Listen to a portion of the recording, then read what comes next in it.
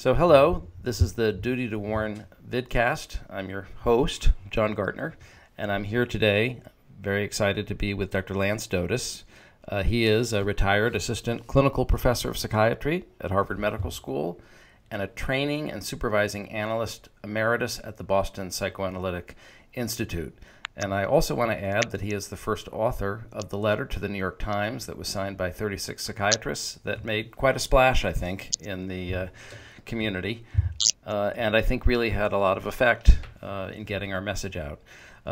Well, of course, you and I have gotten to know each other. We were on Lawrence O'Donnell together, and you said one very smart thing there that I want to ask you to elaborate on. Only one.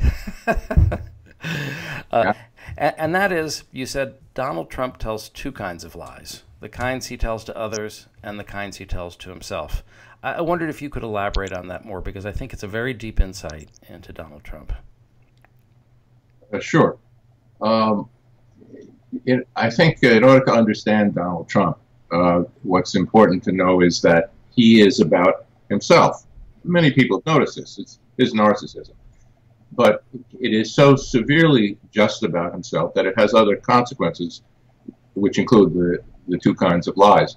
I mean, one of the things is that because he is concerned with himself, he doesn't care about others. So he lacks empathy for others. And the other thing is that because he cannot allow any questioning of himself, he attacks people who would question him, and he becomes paranoid. So he thinks that other people are after him, whether they are or not. They may simply disagree with him. So his lying has really two parts to it. Part of it is because since he's a con man, he manipulates people, he lies, he cheats, he will do anything in order to get his way. So like any con man, he will lie for that purpose. He will lie to try to sell you something that he wants you to buy, whether it's good for you or whether it really is a good product or not. And he'll lie about himself all the time. So there's that kind of lying. But there's also another and deeper kind of lying, which is that because he needs so much to see the world in the way that he sees it, he's out of touch with reality to that degree, because he sees the world the way he needs to because of his tremendous emotional instability. And so part of the lying is actually a kind of delusional thinking. He makes up reality. He makes up alternate facts. And he denies actual facts. So that has the effect of being a lie, because he's telling people things that are simply not true. But it's also because he's manipulating them. But it's also because he really loses track, especially when he's enraged. And he gets enraged when he feels attacked, and he feels attacked a lot of the time. So on a good day, he's just a normal liar, and on a bad day, he's delusional. I would say that's probably right, although I don't know how many good days he has. Good point. Well, tell me about the danger of the delusional component, the being detached from reality. Because I think people know that he manipulates the truth. But I think you and I feel that what makes him truly dangerous is his ability to disconnect from reality itself. Yes, and so his dangerousness, again, arises from this primary issue, this set of instability issues inside of him. Because he is only interested in himself, it makes him a danger to any concept that involves sharing or involves tolerance. So, for example, he is against democracy. He will never say that. But if you listen to him, he talks about trying to work for Republicans. Unlike every other president in history, he doesn't say, let's bring the country together. Let's do the best for everyone. He really doesn't care about that, because democracy requires tolerance of other people and how they view things, and allowing them to have a debate and coming to a conclusion that reflects everybody. That's not Donald Trump. Donald Trump is, as we've seen about Donald Trump. So he is a danger to our very democracy. He would destroy it if he could. I think we're probably stronger than Germany was when Hitler did the same thing in 1932. But he has no interest in anything but having power himself. So there's that danger. The other danger is because of his paranoia, that other countries and their leaders will disagree with him. And that happens all the time in world politics. But if it's Donald Trump, then he takes it personally. It's an assault on him which he cannot stand. So they become enemies, and he attacks. He's already done it. Even though it was his policy not to intervene in some ways in Syria, he wantonly bombed an area of Syria, killing many civilians, the sort of thing that every other president has been concerned about. He didn't care.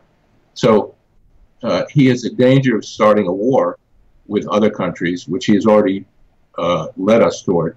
So on both counts, I think he's a severe danger, and I would say it's incredibly ironic, but not an accident, that his campaign slogan was "Make America Great Again," when in fact he is the greatest danger to America in my lifetime.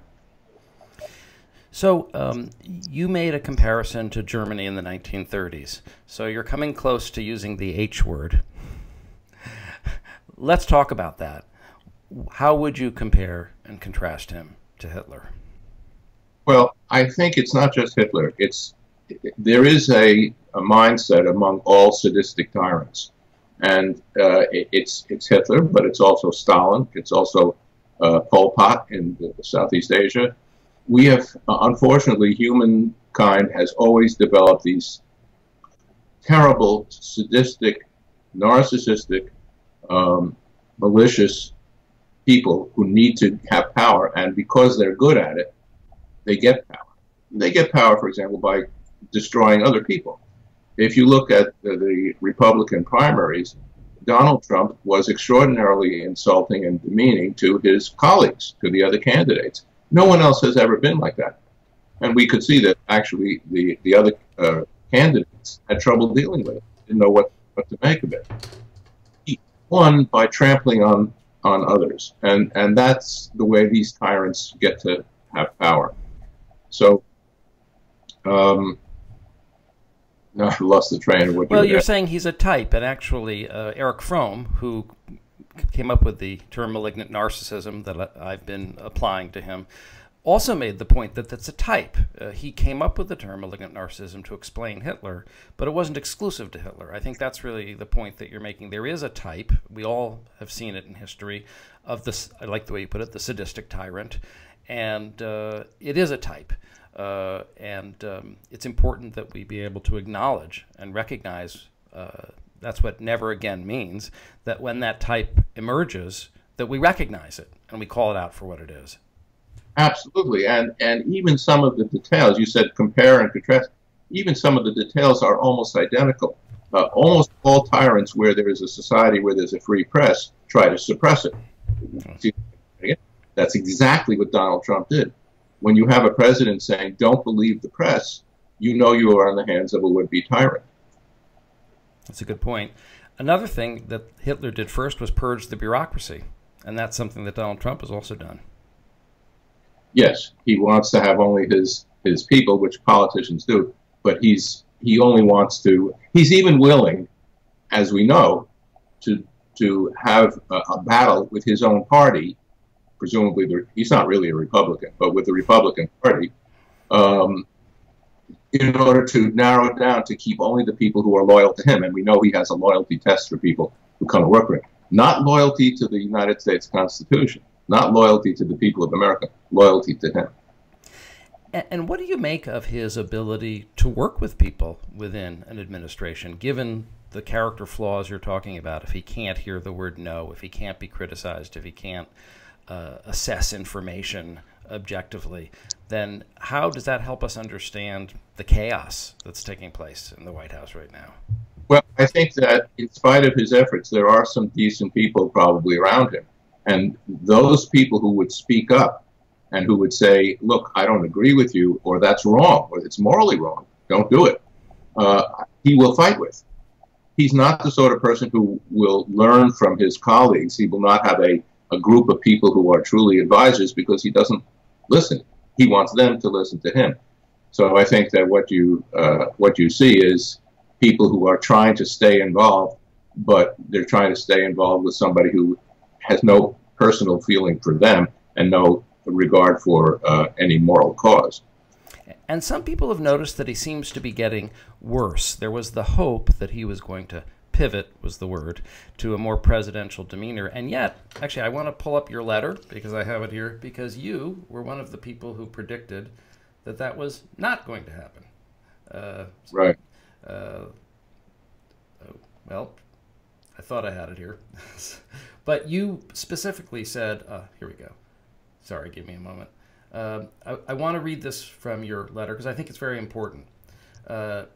In the final paragraph, you say, in a powerful leader, these attacks are likely to increase. This was your prediction. As his personal myth of greatness appears to be confirmed, we believe that the grave emotional instability indicated by Mr. Trump's speech and actions make him incapable of serving safely as president. But you predicted in this letter that was written in February that he would get worse. And your predictions, I think, have borne out. Could you say more about why you predicted that he would get worse? Well, it's the idea that as his personal, there are two things. As his personal grandiosity is bolstered, people look. Now he's the president, so he feels, and in fact, he said, "Now I can do anything I want," basically. So he does. So it's like having a very small child who has no limit. And so, although the child is not ill, but the child does childish things, and the child does things that are perhaps he might, attack his younger sibling or do other things. But this is a presumably adult man, not really psychologically, and so he predictably will be more and more out of control the more power he's given. He should never have become president, obviously, and the only reason he has a position in his company is because he owns it. Otherwise, I'm sure he would have been go. So there's that. The other thing is that with this position of power, he runs into more and more objections. There have been massive demonstrations against him in this country, and of course, he's been soundly criticized by other countries, including and especially our allies. So he can't stand that. So he becomes all the more paranoid, and then his actions become all the more destructive because he's out to attack. So yes, and he will continue to get worse the more he is, until he is removed by the congressional, the constitutional means. He will continue to get more. The more attacked he is, the more paranoid he is going to become. The more horrible will be his actions. For example, I'll make another prediction, which I hope does come true, which is that he is at high risk of creating a terrorist or incident or attack. I don't mean that he is going to actually organize it exactly, but of blowing it up the way he imagined there was an attack in Sweden, creating something that is a crisis, which tyrants have done throughout history, to gather public support. Everyone gets together around the president in a crisis. So he is at high risk of creating a crisis and then saying, now you see you need me, and I'll take over even more power, the way people have dissolved constitutions and created martial law in other countries. He's at very high risk of doing that. And as I say, I hope I'm wrong, but it wouldn't be shocking for him to create a crisis with either North Korea or another country and then have them take some action in response, and then his having some overwhelming reaction. And the population will gather around him. They'll say he's defending America, when, of course, he's destroying America. Really, this is, again, if he follows the Hitler playbook, this would be the equivalent of the Reichstag fire for Exactly. those students of history who know about that incident. I want to get back to something you talked about earlier with respect to these two kinds of lies, because this comes up a lot in the media where people say, well, is he crazy or is he crazy like a fox, is the way the diagnostic dilemma has been portrayed in the press.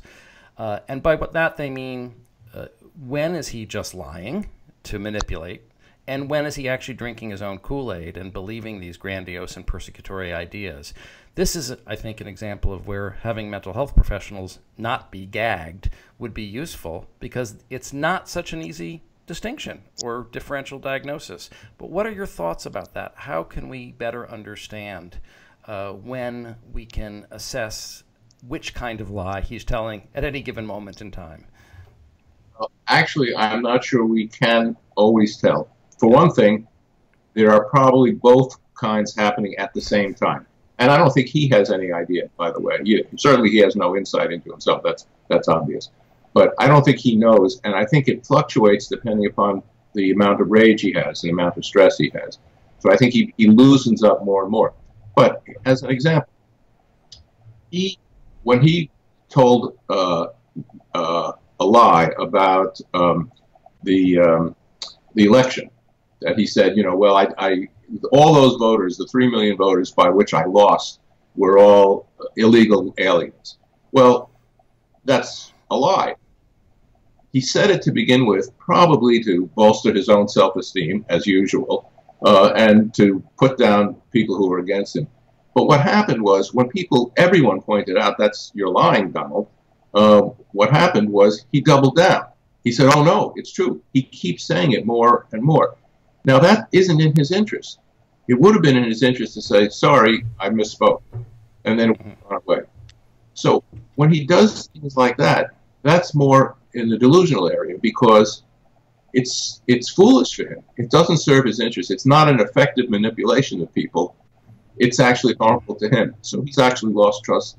The more he loses touch with reality, the more outlandish his claims, and then we can tell that he's actually descending into the depths of his personality. Yeah, that's the distinction that I've made. And actually, interestingly, Joe Scarborough, who is obviously not a member of the profession, but who's spoken a lot about this, that's the logic he's used in explaining his conclusion that Donald Trump really is crazy, because he says he wakes up every day and he bangs his hand with a hammer. He goes, that's not in his interest. That very phrase that you used, he uses the same phrase. It's not in his interest. And I think another example of that would be his insistence that he had the largest inauguration crowd in history. A demonstrably false belief that you just, sort of like, who are you going to believe, me or your lying eyes? We just look at the picture. We all know that he did not have the largest crowd size. And there was no discernible benefit to him. If he was trying to whip up his base, well, they already loved him. He already won. And so all he actually did was put the country and the world on notice that this is a person who was a liar and someone who's detached from reality. It only harmed him. In other words, there was no discernible benefit. And I think that's what you're saying as a clinician, and logically it makes sense, is the way that we can diagnose. Although it is slippery, I agree with you, and at any moment in time it is really hard to know. But when it goes to the extreme of his saying something that is demonstrably false, that has no benefit to him that we can possibly see, that's what seems to suggest that he is most out of reality at those moments. Yeah, and the fact that he then backs it up is, I think, to me, is a further piece of evidence. No one who was literally in his right mind would do that. So he is out of touch with reality, and terrifying for somebody who was a president. So the position that you have taken is not in keeping with the American Psychiatric Association's position. Would you like to say something about that, about your view of the Goldwater Rule, and your view more generally of where the American Psychiatric Association is really coming from with this? Sure. The Goldwater Rule was originally stated for something that was completely different. When it was originally developed, it was because it was based on the idea that you can't tell what's going on internally in somebody's mind from an external. That's actually true. But no one is saying, we know that Donald Trump has a conflicted relationship with his mother, and he had a terrible relationship with his father. Whatever. We're not saying any of that. The American Psychiatric Association actually invented and developed the DSM, Diagnostic and Statistical Manual, but now they're paying no attention to it. The DSM is, I know that you know this, the DSM is a manual which diagnoses people by their speech and by their behavior. It's all external. It's all observable. So if you use the DSM criteria, it's easy to see where Donald Trump fits. For example, if you look up antisocial personality disorder, if you just go down the list, he has every trait. So to say that you can't evaluate somebody on the basis of his behavior, even on the basis of the APA's own manual, makes no sense. It simply is not true. The second thing, though, is that where they're coming from. Why, since this is obvious, why are they still objecting? They're primarily protecting themselves. They're not protecting Donald Trump. We've all said what we think about Donald Trump. So who are they protecting? They're not protecting the public. And if you listen to what they say, that's what they say. They say, we were embarrassed in the 1970s by a very small group of psychiatrists who did something very foolish. We're embarrassed. We don't want to be embarrassed again. So we don't want to be embarrassed. We don't want to take a chance. Now, is there some risk they could be embarrassed? Sure. But it's a question of where you put the risk. For me, and I know you, I would rather stand up for what is right for the country, for democracy, for safety of the world, and, you know, let people throw brickbats at psychiatry, then defend psychiatry and let a Hitler-like person stay in power. I want to say one other thing about that, though, also, which is one of the things that people say when they object to terms used to describe Donald Trump is these are not necessarily diagnoses. These are traits. These are things that Donald Trump has. It's completely unimportant to give him a single label. I mean, there are labels that apply. But my point is, people sometimes say, and Dr. Oquendo, who's the head of the APA, said this. He said, well, people have thrown out all these labels for Donald Trump. He's antisocial, he's sociopathic, he's paranoid. As if these things are different. But if you understand the way people actually work in their minds, as I tried to explain, all of these things apply. And either she doesn't understand it or she doesn't want to look at it. But these are not wild guesses. These are describing a particular constellation, which, as you say, is a well-known constellation seen in other tyrants throughout history. Well, I appreciate your putting that so succinctly, and I also appreciate you pointing out that there is even an intellectual contradiction, never mind the moral contradiction. So, to put it simply, the APA is not being smart, and they're not being moral, and they're not even being honest. Yes, and I think that actually would attempt to try to control the speech of psychiatrists, that's actually unconstitutional. Another conclusion that they've made is, of course, you preserve the confidentiality between a patient and his treater and his doctor, his psychiatrist. None of us are treating Donald Trump. He's not our patient. So none of that rule applies anyway. And it's created this odd situation where the people who are most qualified to comment on this issue of national security, Donald Trump's mental health, the people who are most qualified are the people who are forbidden from speaking. And the people who are speaking, the pundits on TV, like Joe Scarborough, are the people who are not qualified. This is sort of a bizarre situation in that regard. It is, and I think that part of the advantage of people who do have experience and training is to support the journalists who can see as well as anybody else what's wrong with Donald Trump, and they could use our support, and it would be good to do it. And let me go back to one other thing about the APA. There are other psychiatry can be misused. It has been misused, for example, in the Soviet Union. None of us want that. We don't want to say if you disagree politically, you're mentally ill. That would be terrible. But it's obvious we're not saying that. This has nothing to do with politics, really. I mean, Donald Trump is a politician. But I think you and most of us would say exactly the same thing if Donald Trump were a Democrat, which he used to be, by the way. You know, it doesn't matter. It just doesn't matter. And part of the proof of that is so many decent Republicans have spoken out against Donald Trump. They stood up during the campaign and they said, "I will not vote for Donald Trump, even though I am a dyed-in-the-wool Republican." These are decent people who would not allow this to happen to their party. This has nothing to do with politics. It's nothing like the Soviet Union at all. Well, and there's another key distinction, which is in this case, in the case of the Soviet psychiatry, it was the state misusing psychiatry to oppress and control the people. Here we have a tyrant in control of the state, and we're being told you cannot say the emperor has no clothes. No, no, no. Even though his psychic nakedness is putting us all at risk. Yes.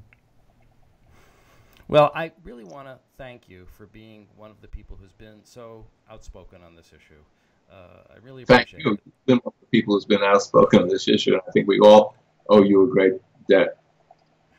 Well, thank you, and keep up the good work, and thank you for appearing on our little vidcast today. Thank you. Bye-bye. Bye-bye.